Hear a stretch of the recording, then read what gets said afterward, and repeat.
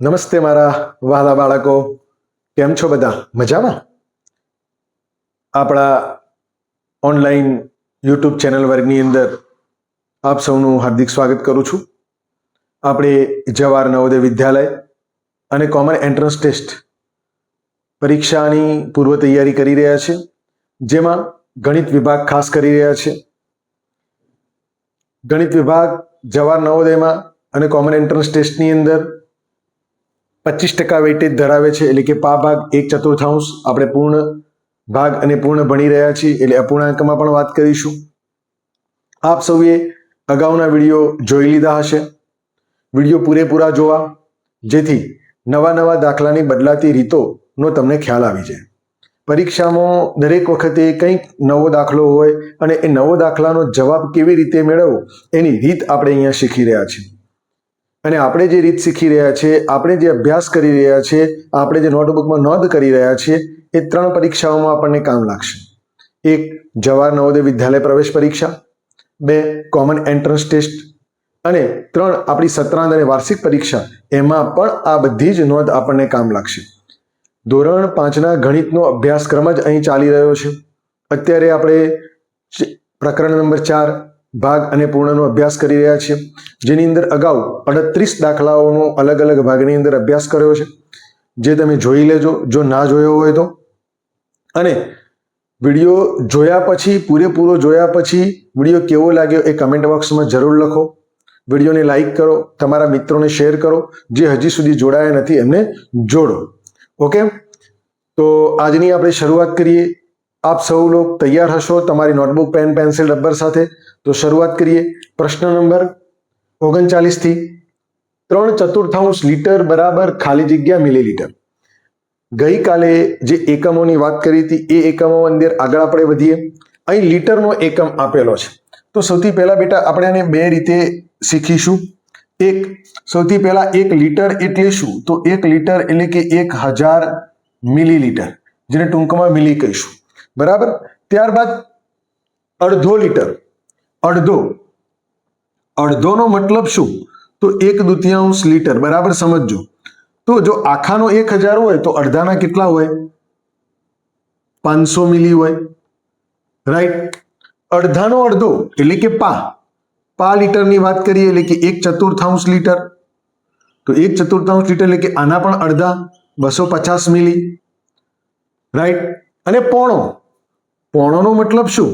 તો પોણોનો મતલબ 1/2 વત્તા 1/4 એટલે કે અડધો અને પા. અડધો વત્તા પા એટલે પોણો. તો લીટર તો કેટલા? તો અડધો એટલે કે 500 વત્તા 250 એટલે કે પા, 750 મિલી થાય.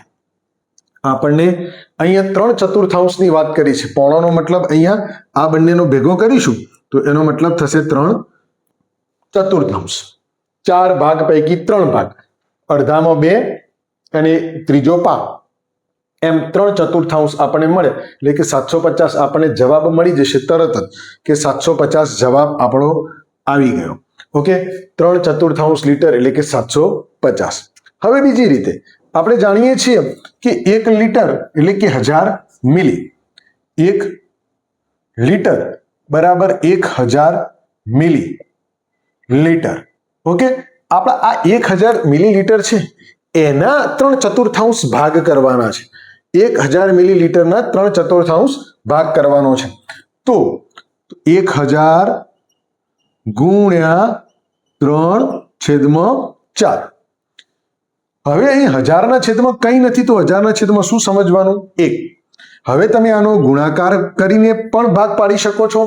1000 ગુણ્યા 3 એટલે કે 3000 ભાગ્યા 4 પણ કરી શકો છો. અને જો ભાગાકાર ના કરવો અને ડાયરેક્ટ 1000ના 4 ભાગ પાડવા હોય તો સૌથી પહેલા મગજમાં વિચારવાનું કે 1000ના 2 ભાગ પાડો તો કેટલા થાય? 500. એ જ રીતે 1000ના જો 500ના ભાગ પાડો એટલે કે 4 ભાગ પાડો તો કેટલા થશે? 250. તો 250 ચોક 1000. તો શું વધ્યું? 250 ગુણ્યા 3. હવે આનો ગુણાકાર કરીને એટલે કે 250 ગુણ્યા 3 કરીશું. 3 0 0, 3 5 15 નો પડે 5, વધી આવી 1, 3 દુ 6, 6 ને 1 7, 750 મિલીલીટર જે આપણે જવાબ જોઈએ છે એ આપણને મળી જાય છે. આ બિલકુલ સાદી રીતે દેશી પદ્ધતિથી આપણે ગણ્યું. એ જ રીતે આપણે અહીં સૂત્રને આધારિત 3/4 ભાગ પાડી અને ગણ્યું ગુણાકાર ભાગાકારની રીત. ઓકે, તો આશા રાખું છું કે આ દાખલાની અંદર આપણે અહીંયા જવાબ લખવો હશે તો શું લખાશે? 750 મિલીલીટર. તો આશા રાખું છું કે આ દાખલાની અંદર આપ સૌને બહુ સરળતાથી સમજણ પડી ગઈ હશે. અને આવા જ દાખલા હજુ વધુ અભ્યાસ કરવાના છે, એટલે વિડીયો જોવાનું ચૂકતા નહીં. ઓકે, પ્રશ્ન નંબર 40 સમજીએ બેટા. એક સફરજનના 4 ટુકડા કરેલ છે. કેટલા ટુકડા કર્યા છે? 4 ટુકડા કરેલ છે, જેમાંથી મોહિત એક ટુકડો ખાય છે. એક ટુકડો ખાય છે તો મોહિતે કેટલું સફરજન ખાધું? તો એક આકૃતિ દ્વારા આપણે સમજીએ. આમ તો બહુ સરળ છે, તમે સમજી ચૂક્યા હશો કે 4 ભાગ પૈકીનો એક ભાગ, નીચે 4 હોવા જોઈએ, ઉપર 1 હોવો જોઈએ, એવો જે પણ હોય રકમ એ આપણો જવાબ સિલેક્ટ થઈ જાય. ઓકે, પરંતુ આપણે એક સમજીએ ઉદાહરણ તરીકે. આ આપણું સફરજનના 4 ભાગ કર્યા છે, બરાબર. 4 ભાગ એટલે કે એક ભાગને શું કહેવાય? પા. આ દરેક ભાગને શું કહેવાશે? પા કહેવાશે, બરાબર. અને દરેક પાને શું કહેવાય? તો 1/4 એટલે કે 4 પૈકીનો એક ભાગ. આને પણ 1/4, આને પણ 1/4, આને પણ 1/4 કહેવાય. રાઈટ. હવે જો આ બંને ભેગા કરી દઈએ, તો બરાબર સમજો. આ બંને ભેગા કરીએ તો અડધો કહેવાય. શું કહેવાય? અડધો. અડધો એટલે કે 1/2. અડધો એટલે કે 1/2. પરંતુ આપણે મોહિતે કેટલું સફરજન ખાધું છે? માત્ર એક જ ટુકડો. માત્ર એક જ ટુકડો. આટલો જ ટુકડો ખાધો છે. તો આટલો ટુકડો એટલે કે કેટલા ચતુર્થાંશ કહેવાશે? 1/4. જે જવાબ આપણે વિકલ્પ નંબર સી ની અંદર મળી જાય છે. 4 પૈકી 1, 4 પૈકીનો એક ટુકડો ખાધો છે. ઓકે, તમને વધુ સમજાવવાનું કારણ એ કે આવા દાખલા વારંવાર આવે એટલે તમે સરળતાથી સમજી શકો. અડધો, પા અને પોણો, એટલા માટે એક જ દાખલાની અંદર ઘણું બધું શીખવાડવાનો પ્રયત્ન કરીએ છીએ. ઓકે, પ્રશ્ન નંબર 41 સમજીએ.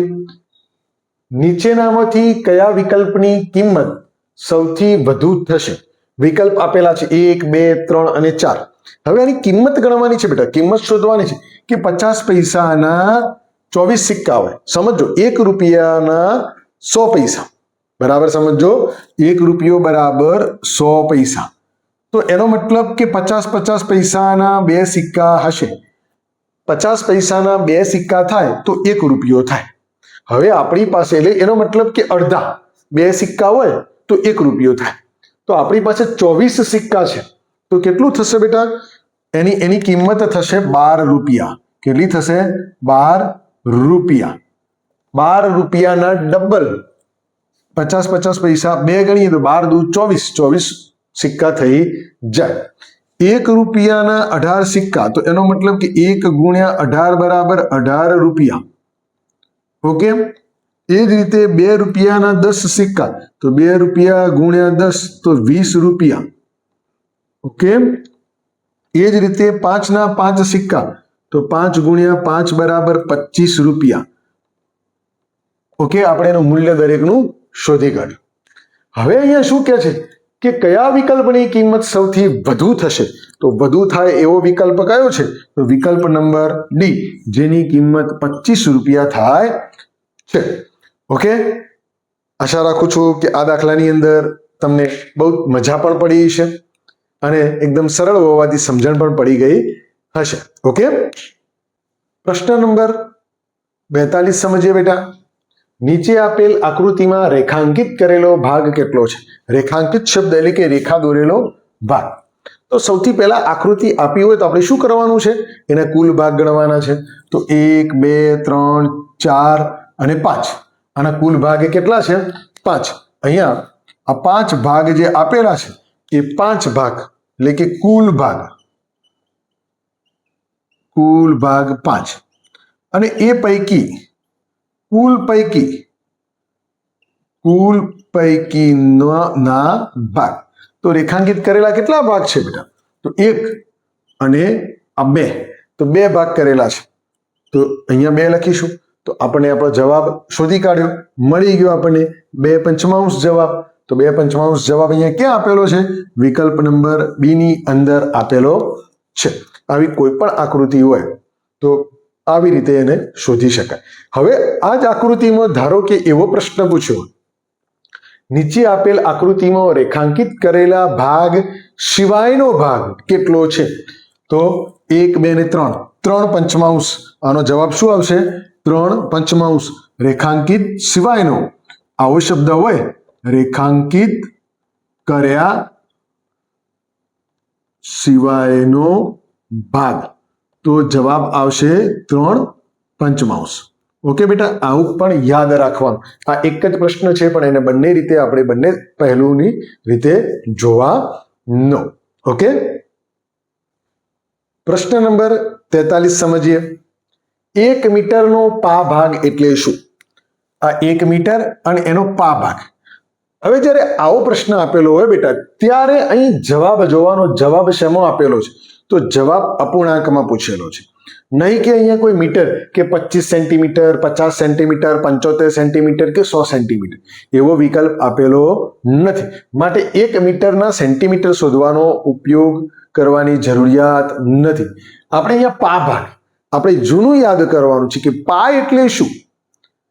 પા એટલે 1 આખા ભાગ પૈકીનો ચોથો ભાગ, 4 ભાગ પૈકીનો 1 ભાગ, એટલે કે 1/4 ભાગ. તો આ પા ભાગને 1/4 મીટર પણ કહેવાય. 1 મીટરનો પા ભાગ એટલે કે 1/4 મીટર. બરાબર, તો એનો જવાબ આપણને વિકલ્પ બી ની અંદર મળી જાય છે. જો આ જ પ્રશ્ન એમ કહ્યું હોય કે અડધો ભાગ એટલે શું? અડધો ભાગ એટલે શું? 1 મીટરનો, જોજો બરાબર, અડધો, તો જવાબ આવશે 1/2 મીટર. ઓકે, એ જ રીતે જો એમ પૂછ્યું હોય કે 1 મીટરનો પોણો ભાગ એટલે શું? જોજો, એક જ પ્રશ્નની અંદર કેટલા પ્રશ્નો બની ગયા? 3. પોણો ભાગ એટલે કે 3/4 મીટર. ઓકે બેટા, તો આવી રીતે એક જ પ્રશ્નને ઘણી બધી રીતે પૂછી શકાય છે. મેં તમને વારંવાર એક શબ્દ કહ્યો છે કે આવા દાખલા પૂછાશે. એનો મતલબ એ નથી કે આ જ દાખલા પૂછાશે. આવી રીતે કોઈ પણ વસ્તુ ઉલટ પુલટ કરી અને પૂછી શકાય છે, પરંતુ આપણે એટલા માટે જ અહીં એવી રીતે મહેનત કરી રહ્યા છીએ કે આવી રીતે ન પૂછે અને આવી રીતે પૂછે તો, આ રીતે ન પૂછે ને આ રીતે પૂછે તો આપણને આવડતું હોવું જોઈએ. ઓકે, આશા રાખું છું કે આ ત્રણેય બાબતની તમને બરાબર સમજ પડી ગઈ હશે. ઓકે, પ્રશ્ન નંબર 44 સમજીએ. નીચેના 4 અપૂર્ણાંકો પૈકી 3ની કિંમત સમાન છે. 4 અપૂર્ણાંક આપેલા છે, 1, 2, 3 અને 4. આ પૈકી 3ની કિંમત સમાન છે, સરખા છે. તો કયો અપૂર્ણાંક જુદો પડે છે જેની કિંમત? તો અહીંયા તમે જોઈ શકો છો, અહીંયા 3/4 છે, અહીંયા 9/12 છે, અહીંયા 4/3 છે, અહીંયા 12/16 છે. દેખાવમાં તો બધા જુદા જુદા છે. તો કેવી રીતે સરખા? કિંમત સમાન એટલે કે સમ અપૂર્ણાંક છે. તો આ અપૂર્ણાંકો જે આપેલા છે, કાં તો એને મોટા કરવા પડશે કાં તો એને નાના કરવા પડશે. તો આપણે જોઈએ. જો આ અપૂર્ણાંક 3/4 છે એને મોટો કરીશું તો 9/12 પણ મળી શકે છે, અને જો નાનો કરીશું આ બધા અપૂર્ણાંકોને તો 3/4 પણ મળી શકે. હું બંને રીત તમને શીખવાડું છું, બંને રીતો યાદ રાખજો. અહીંયા હું વચ્ચે લીટી દોરી અને બંને રીત શીખવાડું છું. સૌથી પહેલી ગુણાકારની રીત, મોટા કરવાની રીત. નીચે મારે અહીંયા 12 કરવા છે કે 16 કરવા છે, તો જુઓ અહીં હું 4 વડે ગુણીશ તો ઉપર પણ 4 વડે ગુણીશ, તો 4×3 = 12 અને નીચે ચોગે ચોગે 16, તો 12/16 મળી ગયા. ઓકે, હવે અહીં જોઈએ, અહીં જોઈએ તો અહીં મારે 12 અહીંયા 16 કરવા છે, તો 16 થશે. કેવી રીતે 16 થશે અને કેવી રીતે મોટા થશે એ આપણે જોઈએ. જો હવે આને મારે મોટા કરવા છે તો 16 થી મોટા કરી શકાય નહીં. તો હવે મારે એને શું કરવું પડશે? નાના કરવા પડશે. એને નાના કરું છું, બંને રીતે શીખવાડું છું. આને બંનેને 3 વડે ભાગી શકાશે, તો 3 વડે ભાગીશું, તો આને પણ 3 વડે, તો 9 ને 3 વડે ભાગીશું તો 3, અને 12 ને 3 વડે ભાગીશું તો 4. થઈ ગયા 3/4. આના જેવું સેમ ટુ સેમ. હવે આને મોટા કરવા હોય તો કરી શકાશે. 4 ગુણ્યા 4 કરી 12/16 થઈ ગયું. ઓકે, એ જ રીતે હવે આને જોઈએ તો આને 12 કરવા માટે થાય છે, તો અહીંયા જોઈએ 4 વડે ગુણીએ તો 4 તરી નીચે 12 અને ઉપર 16, 16/12 થઈ જાય છે, જે થતો નથી. અને આ 12/16, આ 12/16, આ 1, આ 2 અને આ 3 સમ અપૂર્ણાંક છે, સરખા અપૂર્ણાંક છે, કારણ કે એનું મૂલ્ય સરખું છે. દરેકનું મૂલ્ય તેને 3/4 કહો તો પણ ચાલે, એને 12/16 કહો તો પણ ચાલે, એટલે એ રીતે એનું મૂલ્ય સરખું છે. જ્યારે આનું મૂલ્ય જુદું પડે છે, આનું મૂલ્ય જુદું પડે છે. જુદો પડતો અપૂર્ણાંક કયો? તો વિકલ્પ નંબર સી. ઓકે, આ ગુણાકારની અને ભાગાકારની બંને રીતોથી મેં તમને સમજણ પાડી. આમ તો અલગ અલગ કરત, પરંતુ અહીંયા ભેગી જ આપણે એને લઈ લીધી, એટલે કે મોટી પણ કરી શકાય અને નાનું પણ કરી શકાય.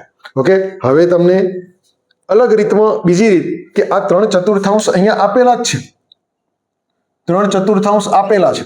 મારે બીની અંદર 9/12 આપેલા છે, તો એને ભાગાકાર કર્યો, એનો ભાગાકાર કર્યો 3/3, તો અહીંયા 3/4 મળી ગયો.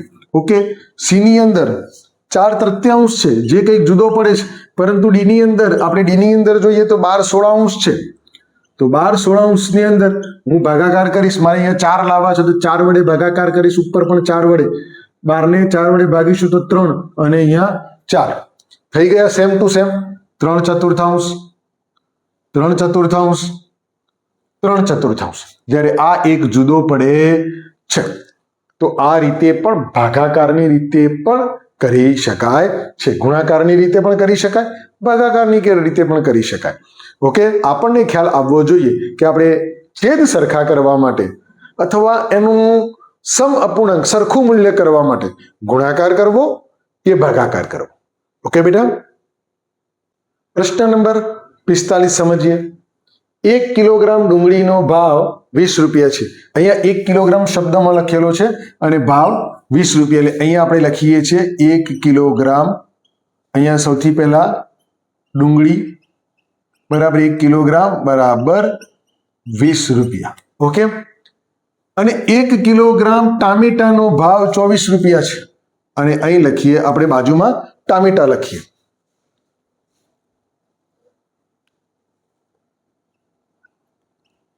ટામેટા 1 કિગ્રા બરાબર 24 રૂપિયા. આપણે 24 રૂપિયા લખીશું, રૂપિયા 24. ઓકે,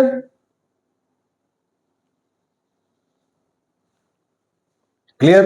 હવે આપણે અહીં એવું કે છે કે 1/2 કિલોગ્રામ ડુંગળી, એટલે કે 1 કિલો તો ખરી, પરંતુ જોડે જોડે 1/2 નો મતલબ 1/2 કિગ્રા એટલે શું?